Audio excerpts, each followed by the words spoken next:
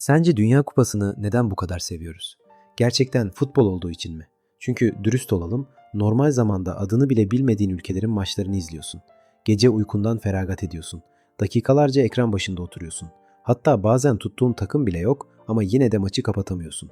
Peki neden? Aslında cevabın futbolla çok ilgisi yok. Cevap beynimizde. İnsan beyni belirsizliği sever. Özellikle de sonucunu merak ettiği belirsizlikleri. Psikolojide buna ödül beklentisi deniyor. İlginç olan şu, beyin ödülü aldığında değil, ödülü beklediğinde daha fazla heyecanlanabiliyor. Yani bir gol anı kadar gol olma ihtimali de beynimizi çalıştırıyor. İşte bu yüzden maçın son dakikaları bu kadar heyecanlı geliyor. Çünkü beynin sürekli şunu düşünüyor. Acaba ne olacak? Gol gelir mi? Penaltı olur mu?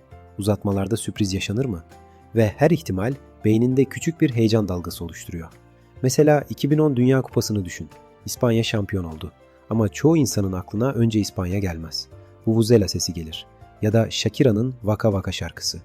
Milyarlarca insanın izlediği turnuvanın şampiyonunu unutabilirsin. Ama o sesi duyduğunda direkt 2010 yazına gidersin. 2014 Dünya Kupası'nı düşün. Almanya kupayı kaldırdı. Ama insanlara 2014 deyince çoğu zaman final değil 7-1 gelir. Almanya'nın Brezilya'yı kendi evinde 7-1 yenmesi. Çünkü beynimiz normal şeyleri değil, bizi şaşırtan şeyleri kaydediyor. 2018 Dünya Kupası'nı düşün. Fransa şampiyon oldu. Ama birçok kişinin aklına ilk gelen şey Fransa değil, Mbappe. Sahada roket gibi koşan o genç çocuk. Çünkü bazen bir turnuvayı takım değil, bir karakter temsil etmeye başlıyor. 2022 Dünya Kupası'nı düşün. Arjantin şampiyon oldu. Ama insanların çoğu önce Messi'yi hatırlıyor. Kupayı kaldırdığı o anı. Çünkü bazen beynimiz sonucu değil, hikayenin tamamlandığı sahneyi saklıyor. Hatta daha geriye gidelim. 2006 Dünya Kupası deyince birçok kişinin aklına İtalya'nın şampiyonluğu gelmez. Zidane'ın Materazzi'ye attığı kafa gelir. 1986 deyince kupadan önce Maradona'nın Tanrı'nın eli gelir. Çünkü hafıza bir kamera gibi çalışmıyor. Her şeyi kaydetmiyor. Duygusu yüksek olan sahneleri seçip saklıyor. O yüzden yıllar sonra bir Dünya Kupası'nın tüm maçlarını hatırlamayabilirsin. Ama o son dakika golünü hatırlarsın. O ağlayan taraftarı hatırlarsın. Kupayı kaldıran oyuncuyu hatırlarsın. Çünkü beynimiz rakamlardan çok duyguları kaydediyor. Nörobilimde bunun da bir açıklaması var. Duygusal anlarda beynin amigdala bölgesi daha aktif çalışıyor. Bu da o anı hafızaya daha güçlü şekilde yazıyor. Yani aslında Dünya Kupası bize sadece maç izletmiyor. Bize unutulmaz anılar üretiyor. Bir de işin sosyal tarafı var.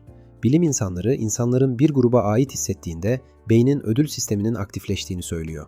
Yani aslında takım tutmak sadece futbol meselesi değil, aidiyet meselesi. Bir grubun parçası olmak. Aynı anda milyonlarca insanla aynı heyecanı yaşamak. Belki de bu yüzden gol olduğunda tanımadığın insanlarla sarılabiliyorsun. Normalde konuşmayacağın biriyle aynı anda sevinebiliyorsun. Çünkü o an hepiniz aynı hikayenin içindesiniz. Ve ilginç olan şu, Dünya Kupası sırasında insanlar sadece maç izlemiyor.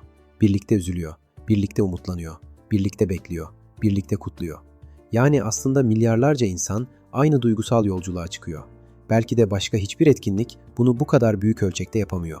Ve galiba Dünya Kupası'nın büyüsü de burada. 90 dakika boyunca futbol izlediğimizi düşünüyoruz. Ama aslında beynimiz belirsizlik, hikaye, aidiyet, sürpriz ve heyecan karışımından oluşan dev bir duygusal deneyim yaşıyor. Belki de bu yüzden Dünya Kupası sadece bir spor organizasyonu değil, dünyanın en büyük ortak hikayesi. Ve insanlar hikayelerden hiçbir zaman vazgeçmiyor.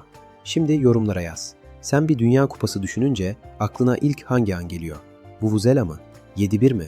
Messi'nin kupayı kaldırdığı an mı? Yoksa bambaşka bir şey mi? Merak ediyorum.